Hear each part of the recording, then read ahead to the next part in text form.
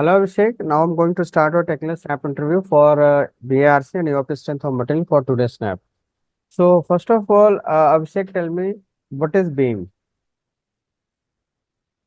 What is beam? It is so it is basic element of the structure that we Okay, can call. Beam sir fix beam हो सकता है sir simple supported beam हो सकता है these are the type of beams. mm-hmm.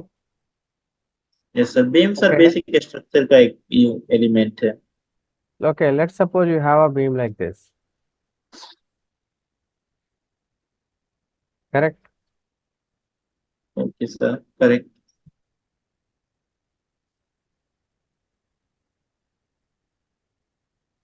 This is the cantilever beam look like. Yes. Okay, Abhishek. So if I apply a force at free end, correct, and at the mid span, correct. Yes, yes So sir. now tell me how to draw its shear force and bending moment diagram. And first you draw its free body diagram. Okay sir, in three body diagram sir.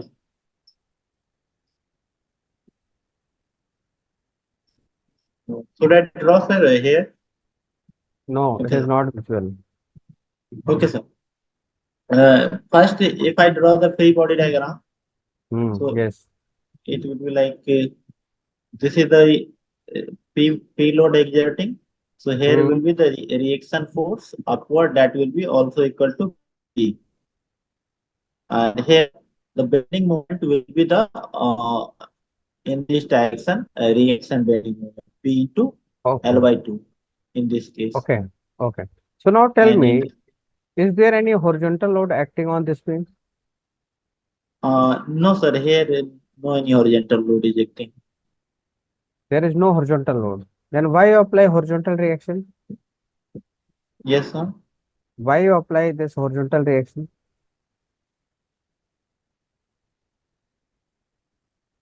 It is subjected to only vertical reaction Yes, sir. and Only constant vertical movement. reaction. Yes, sir. And movement. There is Correct? no There. any origin. Yes, sir. Yes. Okay. You just erase this. Okay, sir. Just wait. Yes, sir. Hmm. Okay. Now draw its a free body diagram. Sorry, shear force and bending moment diagram. Okay, sir. The shear force diagram will be, if I look at in this section, the shear force will be zero. Whereas in this portion, the shear force will be equal to P. Uh, this is the sir, shear force diagram. And in this case, sir, shear force diagram will be like this. Okay. And draw its bending moment diagram.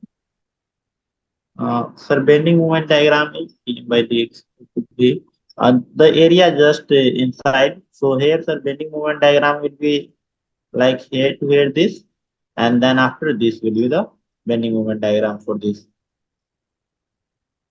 Okay, sir, here the bending moment diagram will be like this. And where is baseline? This one. Sir, yes, sir, this is the baseline. Yes, sir, See, in this this is also this is the baseline. okay. This is wrong diagram actually. The See, in this P, case, when you draw, yes, sir. then it is acting like this.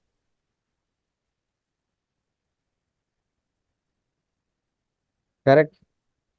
And in this, you can draw like this. Wait a second, sir. How we, yes, sir, with the sign. Actually, I used the wrong sign. Yes, that's why your diagram will be wrong.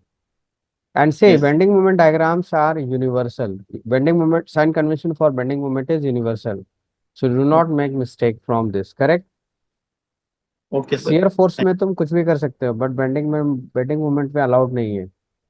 Okay, Is it bending right? moment, sagging means positive and howing means negative. तो ये थोड़ा ध्यान रखना है. अच्छा, ठीक है अब ये सर. बताओ मुझे इसका डिफ्लेक्शन क्या होगा अगर मैं मिड पॉइंट पे मुझे डिफ्लेक्शन निकालना हो यहाँ पे, तो डिफ्लेक्शन क्या होगा? सर मिड पॉइंट पे इसका डिफ्लेक्शन तो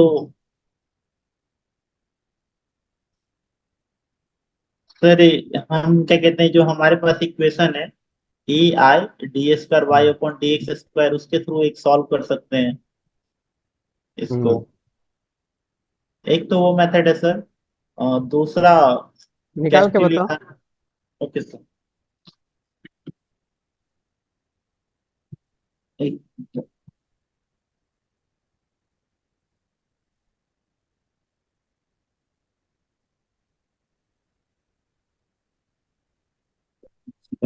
P F Q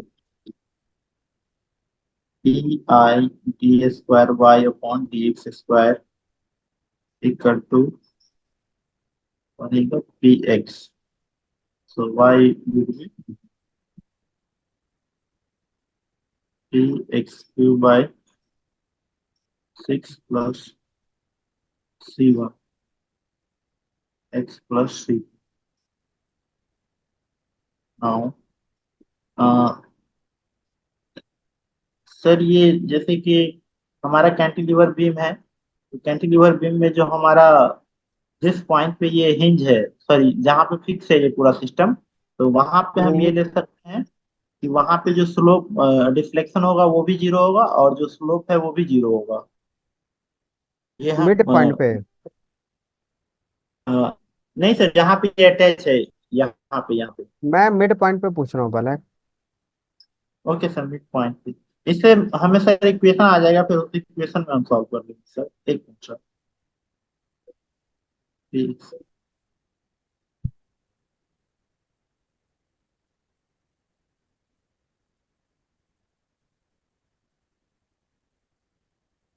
sir P L Q by six ही है सर, जब फ्री है तो उस केस में P L Q by three ही है। ठीक सर है। P L Q by six ही आई sir, sorry, P L Q दोनों बाई। केस में। नहीं सर, दोनों केस में अलग अलग आएगा। पहले निकाल लो फिर मुझे बताओ।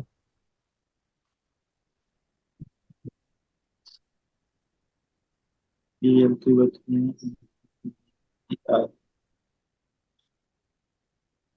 एक बट्टा 24 माइनस एक बट्टा 16, एक बट्टा 8, एक बट्टा 3 माइनस एक बट्टा 2।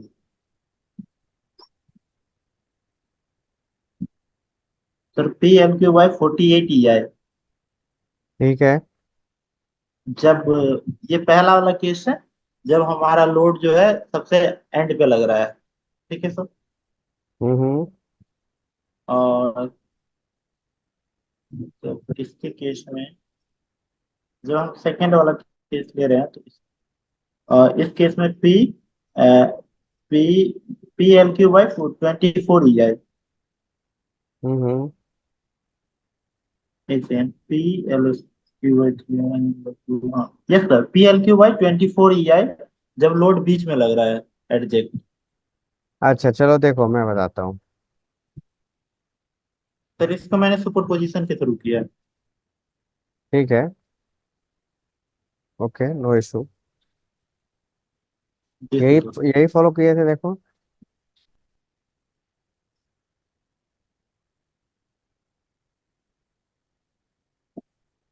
इस लोड को जब यहाँ शिफ्ट करोगे तो साथ में एक मूवमेंट आ जाएगा। यस सर, उस सेम फॉलो किया मैंने मूवमेंट, लेकिन ऊपर की तरफ आएगा सर। क्लॉकवाइज आएगा। नो सर, एंटी क्लॉकवाइज आएगा तभी तो। वो रिएक्शन है वाला। तुम्हें तो एक्शन से मतलब है ना कि रिएक्शन से। Yes sir, sir yes.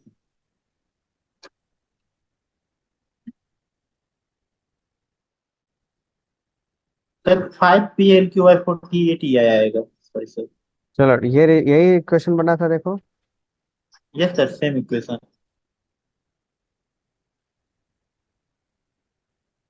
तो सर एक में पहला हमारा हो गया PL QI 24 EI, और दूसरा हो गया हमारा PL QI 16 EI। Yes sir, 5/48। And in this case In this case, so direct simply PL by 2. Yes, sir.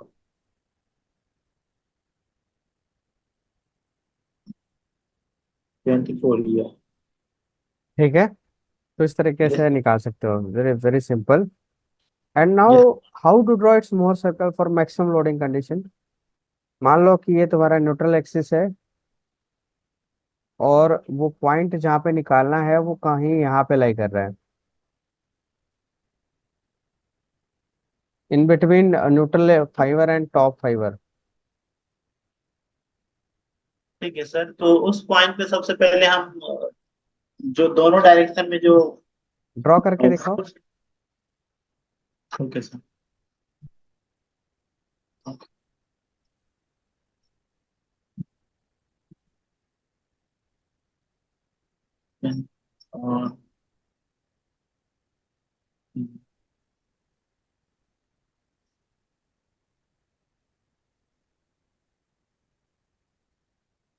तो इस तरह से सर हम पहले ये बना देंगे एलिमेंट। हम्म। यहाँ पे इस पॉइंट पे जो बेंडिंग स्ट्रेस है वो टेंसाइल हम्म। की तरह वर्क करेगा ऊपर हाँ, वाले एक बार सेक्शन। ड्रॉ ड्रॉ करके, डायग्राम ड्रॉ करके दिखाओ। ओके सर, उसका मुहर सकता हूँ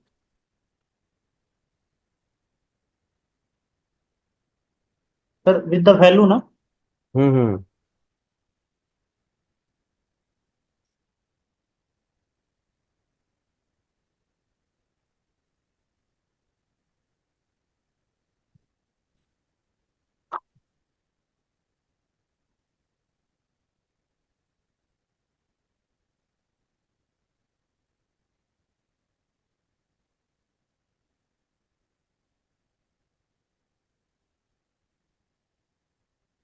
सर मैं नहीं लगता शेयर स्ट्रेस वेरिएशन और शेयर नहीं, स्ट्रेस। इंक्लूड करो, इंक्लूड करो।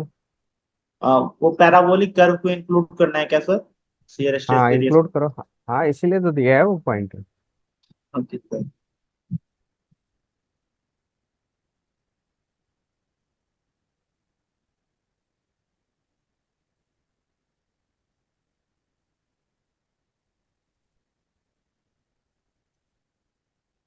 सर सबसे पहले हम सिग्मा निकालेंगे, तो जो सिग्मा वो हो जाएगा वो हमारा sigma by y equal to M by I होता है।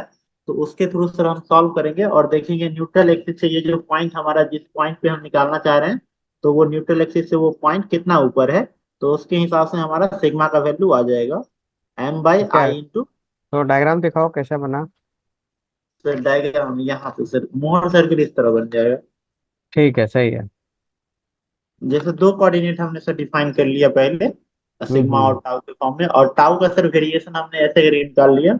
यहाँ पे हम्म। 1.5 टाउ एवरेज करके यहाँ पे सर। अच्छा, एक एक प्रॉब्लम सॉल्व करो। Yes sir. Pure shear state of stress है, yes sir, pure state shear state. Yes sir, got इसके इट। लिए मोर सर्कल बना दो।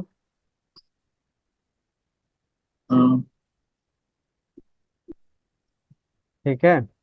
यस सर, इसका सर वाई एक्सिस पे ही हो जाएगा, मतलब इस तरह का सर।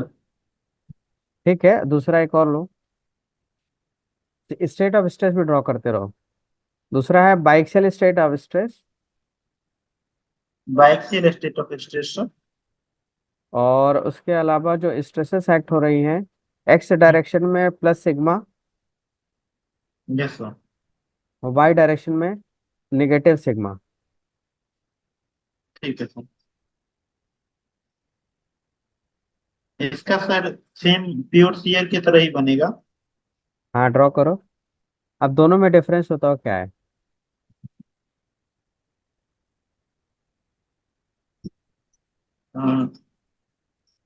एक्चुअली सर ये जो दोनों जो है इसमें, ये प्योर शियर स्ट्रेस का जो हमने डायग्राम बनाया था ना, तो हम्म। मोहर सर्किल जो बताता है वो बताता है कि एक पॉइंट पे हमने किसी पार्टिकुलर ओरिएंटेशन में हमने स्ट्रेस को डिफाइन किया है, लेकिन उसी पॉइंट पे अगर अलग डायरेक्शन में अगर हम स्ट्रेस देखें तो क्या क्या वेरिएशन पॉसिबल है। तो ये दोनों हम्म। सर अलग अलग फॉर्म में है, बस ये अंतर है, मतलब 90 डिग्री अच्छा, जो दोनों में प्लेन। सिग्मा एक्सप्लेन बताओ कहाँ पे है।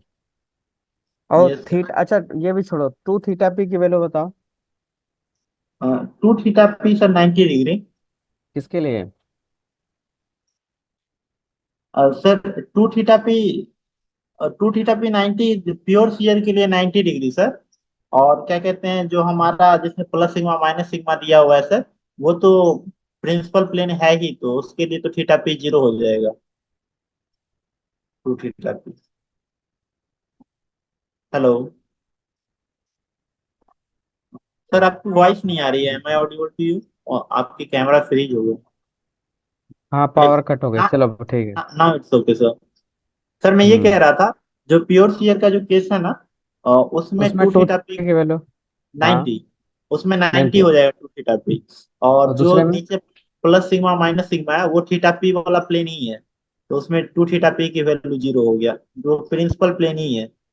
उसमें अगर चलो सीयर ठीक है। मैक्सिमम सीयर पे ठीक ठीक जाएंगे है, तो ठीक है। थीटा पी आएगा sir. Okay yes. Abhishek, so now I am going to conclude your interview. चलो बढ़िया है, तुम्हारा नॉलेज अच्छा है ना। बस थोड़ा सा एक गलती करते हो, बहुत सारी चीजें बताते हो, जरूरत नहीं है बताने की। ठीक है ना। सिर्फ जितना पूछा जाए उतना आंसर करो, एक्सप्लेन मत करो। आर्टिकुलेट नहीं हो पाता है सर। नहीं, एक्सप्लेन करना नहीं है तुमको, अपना ड्रॉ करना है एंड दिखा देना है, सर ये देखो। अगर उनको जानना होगा तो वो तुमसे क्वेश्चन करेंगे, जब क्वेश्चन करेंगे तो तुम आंसर करोगे। तो ऐसे में क्या होगा ना कि तुम्हारा स्कोर बढ़ेगा ना, कि ज्यादा क्वेश्चन आया तुमने आंसर कर दिए। और तुमने अगर एक ही क्वेश्चन में सब कुछ आंसर दे दिया तो फिर पूछेंगे क्या? फिर वो नया कुछ पूछेंगे। नया कुछ पूछेंगे तो मैं भी पॉसिबल है कि वो ना बने। ठीक यस है। तो सारी चीजें नहीं बतानी होती है। अगर पूछा है कि अच्छा इसका मोहर सर्कल ड्रॉ करो, ये लो सर बन गया। फिर बोलेंगे अच्छा इसमें प्रिंसिपल प्लेन बताओ, सर ये प्रिंसिपल प्लेन है। फिर पूछेंगे कैसे आया, चलो ये बताया ऐसे आया, कॉन्सेप्ट क्या है, ये कॉन्सेप्ट है सर। ठीक है ना। समझ यस में आया कि नहीं? तो ऐसे में क्या होगा कि तुम्हारा इंटरव्यू फिर अपने आप ही अच्छा हो जाएगा। क्योंकि यस एक सर। ही क्वेश्चन में तुमसे 10 क्वेश्चन पूछे और 10 की 10 तुम्हें आंसर पता है। Yes sir. ठीक है ना। तो थोड़ा सा ये थोड़ा कोशिश करना, बाकी तुम्हारा नॉलेज में कोई कमी नहीं है, अच्छे से हो जाएगा। ठीक है ना। जी सर, जी धन्यवाद सर। करेक्ट। चलो ऑल द बेस्ट। और कुछ पूछना है? नहीं सर, बस धन्यवाद सर। ओके।